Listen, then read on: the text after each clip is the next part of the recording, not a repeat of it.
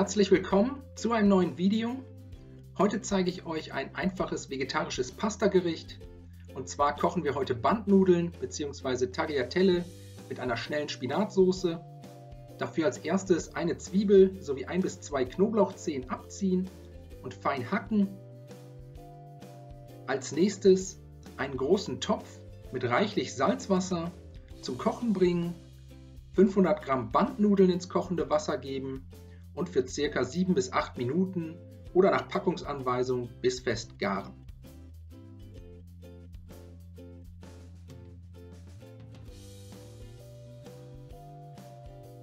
Währenddessen für die Spinatsoße einen kleinen Topf mit etwas Öl erhitzen, Zwiebeln und Knoblauch in den Topf geben und bei mittlerer Hitze und gelegentlichem Wenden für 2 bis 3 Minuten glasig anschwitzen.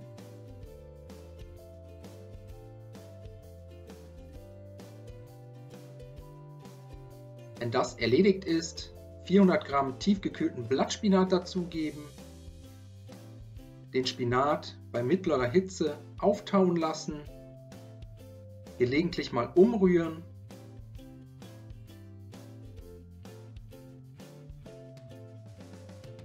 und sobald der Spinat komplett zerfallen ist, 400 Milliliter Milch dazu gießen, alles nochmals gut umrühren, dann zum Kochen bringen, kurz köcheln lassen und anschließend sofort vom Herd ziehen. Im Prinzip ist die Soße dann auch schon fertig.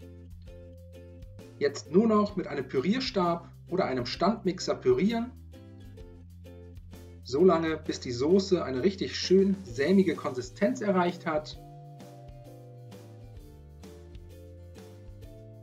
So sollte die Soße dann aussehen. Zum Schluss noch mit etwas Muskatnuss und einer guten Prise Salz und Pfeffer abschmecken.